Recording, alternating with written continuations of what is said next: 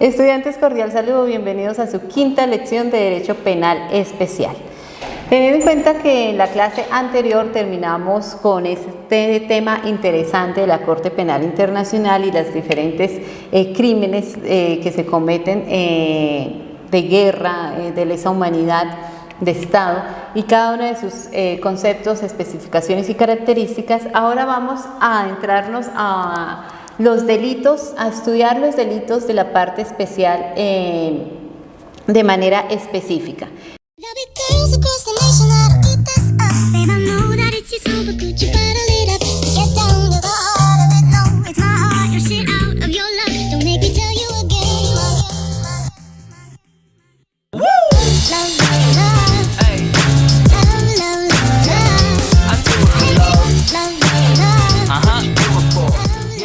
Entonces, en esta clase vamos a tratar los delitos contra la integridad moral, delitos contra la familia, delitos contra el patrimonio económico, delitos contra el patrimonio cultural sumergido y la protección de información, datos y derechos de autor, y los delitos contra la fe pública.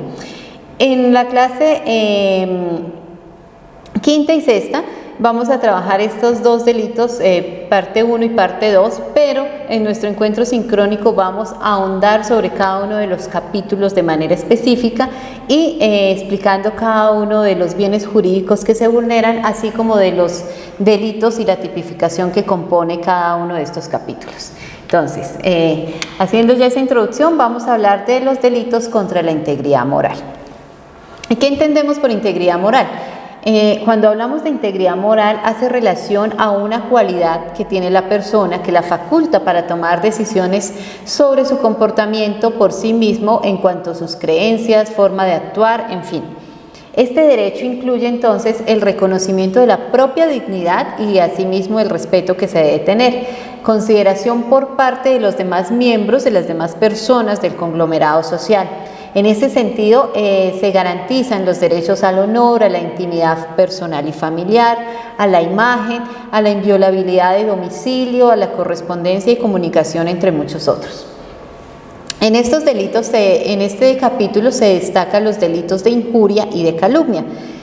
Entendiendo la injuria como esa imputación deshonrosa que hace el sujeto activo hacia el sujeto pasivo, es como aquella apreciación de palabras soeces que ofenden a la otra persona, ¿no? Y la calumnia, por su parte, es cuando el sujeto activo le atribuye la comisión de una conducta punible o de un tipo penal al sujeto pasivo, y eso es falso. Entonces es cuando, digamos, Pepito Pérez le dice a Pedro Pascal que es un ladrón, que es un estafador. Le está indilgando un tipo penal, la comisión de una conducta delictiva sin ser cierta. Ahí está configurándose entonces la calumnia, y máxime cuando se lleva a cabo de manera pública. Ahora bien, el capítulo que hace relación a los delitos contra la familia, es importante establecer que la familia es concebida como el grupo de personas que poseen un grado de parentesco y convivencia como tal. En ese sentido, según el derecho, la familia es un grupo de personas que están vinculadas por un nivel de parentesco, y tenemos tres clases de parentesco. Parentesco por consanguinidad son aquellas personas que descienden de su mismo progenitor. Parentesco por afinidad es la relación que se da entre el cónyuge y los consanguíneos de su compañero o de su cónyuge, y el parentesco civil es aquel que se da por adopción. La Constitución Política de Colombia, en su artículo 42, establece que la familia es el núcleo fundamental de la sociedad. En ese sentido, se constituye por vínculos naturales o jurídicos, por la decisión libre de un hombre y de una mujer de contraer matrimonio, o por la voluntad responsable de conformarla. El Estado y la sociedad garantizan la protección integral de la familia. La función social de la familia. Esto hace relación a que se debe promover la educación y el buen comportamiento ante el mismo medio social, asimismo educar a sus miembros bajo los valores morales y sociales esenciales para el proceso de socialización del niño en el entorno familiar. Es un escenario ideal.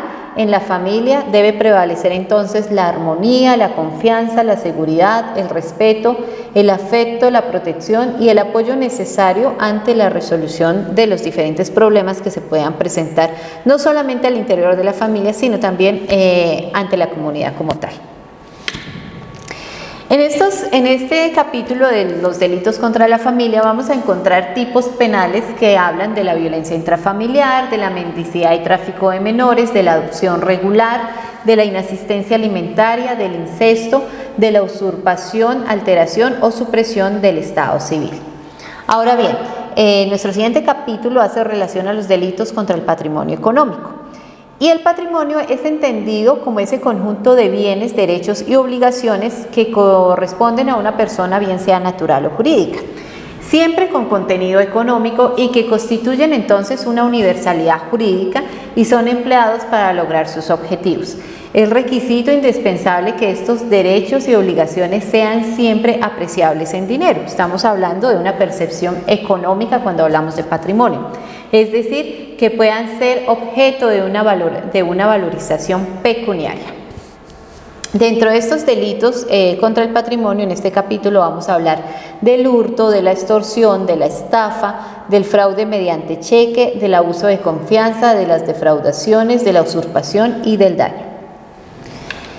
Asimismo, en nuestro siguiente capítulo encontramos delitos contra el patrimonio cultural sumergido. ¿Y qué entendemos entonces como patrimonio cultural? Es ese conjunto de bienes tangibles e intangibles, pasados o presentes, que constituyen entonces una herencia o un legado por parte del grupo humano, que refuerzan económicamente ese sentido de comunidad, de tener una propia identidad y que son percibidos por otras personas como característicos, como las tradiciones, las creencias, los logros de un país y de la población como tal, generando así que esta colectividad social determine entonces un valor excepcional cuando se habla de este tema. Ejemplo de esto tenemos las leyendas, la música folclórica, la alfarería indígena, entre muchos otros. Acá en estos delitos contra el patrimonio encontramos un capítulo único que habla precisamente de su protección. Seguimos con este siguiente capítulo que habla de la protección de información de datos y se refiere entonces a las prácticas, salvaguardas y principios fundamentales puestos en ejercicio para proteger una información personal y asegurar que se tenga control en ella, con el fin de que se utilicen con una finalidad distinta a la cual ha sido proporcionada, evitando con ello se afecten otros derechos y libertades. Entonces, compartir información personal puede implicar beneficios, pero también riesgos, ¿cierto? La información personal puede ser fácilmente utilizada en contra de nosotros y eso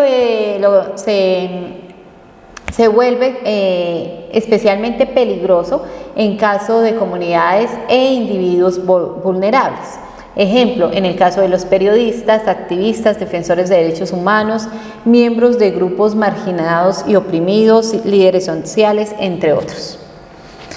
En este capítulo encontramos dos títulos de los tipos penales que son de los atentados contra la confidencialidad, la integridad y la disponibilidad de datos y los sistemas informáticos y de los atentados informáticos y otras infracciones. Entonces tenemos en nuestro siguiente capítulo, hablamos de los delitos contra derechos de autor.